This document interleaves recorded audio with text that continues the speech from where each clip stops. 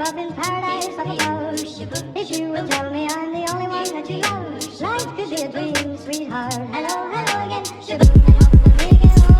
Et voilà, l'atelier est vidé. On est envahi par quelques colis, mais c'est normal parce que cette vidéo est sponsorisée par Mano Mano. Mano Mano, c'est une entreprise française qui vend tout ce qu'il faut pour le bricolage et le jardinage.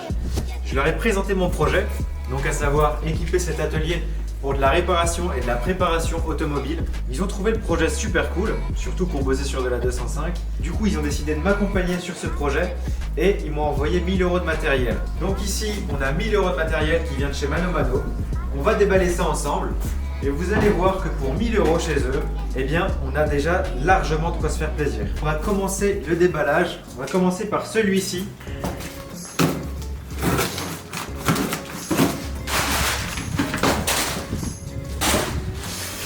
Ok, donc là on est sur une disqueuse 230 mm. J'en avais déjà une petite. J'ai pris celle-ci parce que j'ai pas envie d'investir dans une scie à ruban. Donc c'est avec ça que je vais couper mes tubes en acier. Je trouve que c'est maniable, ça prend pas de place. Suivant. On a 30 valves de pneus. Donc là vous êtes en train de vous dire, mais pourquoi il achète des valves de pneus? Ok, suivant. J'ai aucune idée de ce que c'est. Ah oui! C'est des compresseurs de ressort pour pouvoir désassembler l'amortisseur du ressort sans tout se prendre dans la gueule. Ça c'est génial, c'est hyper pratique et ça coûte une vingtaine d'euros je crois. Comme quoi on peut vraiment s'équiper pour pas cher et c'est génial.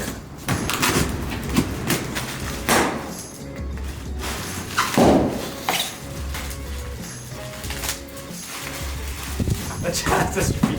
Allez, va chercher. Allez. Là. Non, mon cul. Là, va chercher. Hop. Mécano. Voilà, c'est tout ça. Là. Donc là, on a un dénudeur de câble électrique. Ça, c'est le petit outil pour faire passer la valve dans la jambe du pneu. Un petit démonte-obus. Là, on a 2 aimants de soudeur.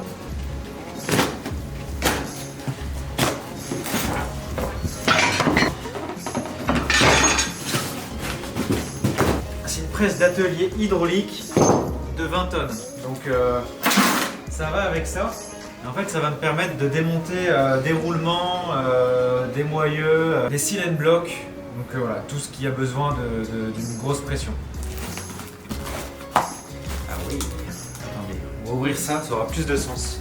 Parce que depuis tout à l'heure, on est en train d'ouvrir des trucs qui sont liés avec les pneus.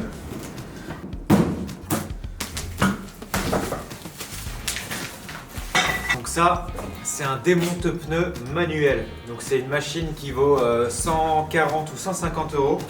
Ça permet de monter et démonter des pneus de 8 à 21 pouces. Vu que c'est 100% manuel, c'est assez physique.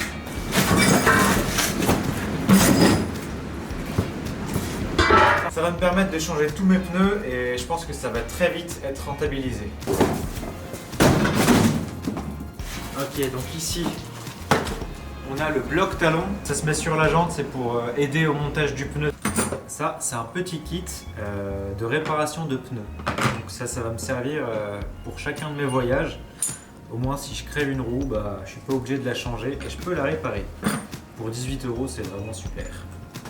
Ah oui, un petit multimètre.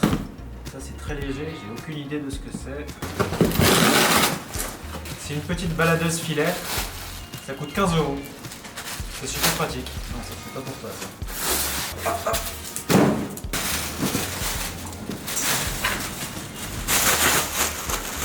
Ok, et pour terminer, donc ça c'est ce qui m'a coûté le plus cher. Enfin bon, c'est un cadeau, mais c'est ce qui coûte le plus cher dans le lot.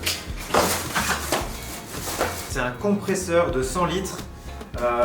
Il est livré avec 5 mètres de fil, une soufflette et c'est tout.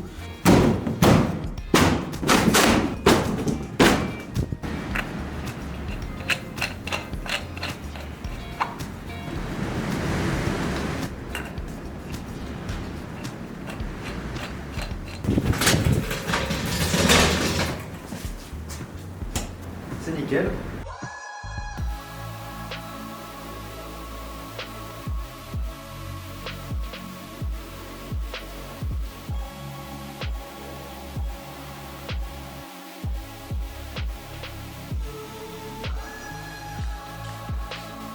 Et ça y est, les 3 machines sont montées. On va faire un petit récapitulatif de tout l'outillage, du moins cher au plus coûteux. C'est parti. Alors, pour commencer, les valves de pneus, 20 centimes pièce, donc 6 € les 30. Ensuite, le démonte obus de valve, 3 €. La pointe à tracé Facom, 3 € également. L'ajusteur de valve, c'est ce qui permet de faire passer la valve dans la jante, 5 €. Ensuite, les aimants de soudeur, 5 € pièce. La baladeuse filaire avec 5 mètres de fil, 14 €. Ensuite, le dénudeur de câble électrique, 17 €. Bon, ça coûte un peu cher, mais c'est hyper pratique. Et moi qui aime pas du tout l'électricité, eh bien c'était une manière de rendre ce boulot un peu plus marrant. Ensuite, le coffret de réparation de pneus, 19 €. On a 20 mèches, donc franchement, ça vaut largement le coup. Les compresseurs de ressort, 20 €. Ça, concrètement, je pense que ça va me sauver la vie.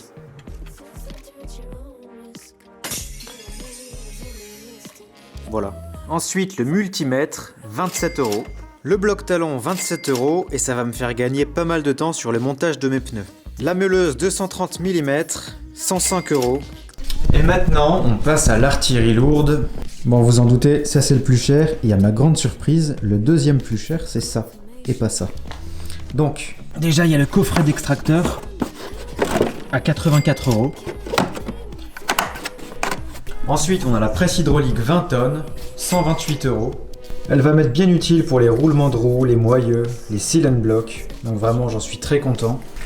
Ensuite, le démonte pneu manuel, 136 €. Ça va me permettre de changer des roues de 4 à 21 pouces, aussi bien en jante alu qu'en jante acier. J'ai vraiment hâte de voir comment ça marche et surtout l'efficacité. Je pense que pour des pneus de 205, ça va pas être trop difficile. Par contre, pour des pneus de 4x4, ça risque d'être un peu plus compliqué. Je vous ferai bien évidemment quelques vidéos pour vous donner mon retour d'expérience et j'ai vraiment hâte de l'utiliser. Et enfin, le Graal, le compresseur d'air 100 litres, 4 cylindres en ligne, 3 chevaux et surtout, c'est un modèle très silencieux. Ils annoncent 67 décibels, sachant que la norme c'est 93. Donc celui-ci coûte plus cher forcément, il coûte 400 € avec les 5 mètres de fil et la soufflette. Mais j'ai préféré investir dans ce modèle silencieux parce que je fais de la vidéo et donc pour moi c'était important. Je pense que 100 litres pour ce que je vais en faire, ça va être suffisant, hein, tant que j'utilise pas des outils qui ont besoin de beaucoup d'air comme la perceuse ou la ponceuse, eh bien on n'a pas besoin de plus gros.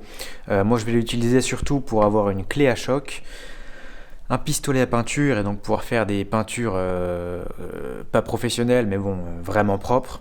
Et puis ensuite la soufflette, très important, et le burineur, hein. Burineur c'est bien, ça défonce tout, c'est bien.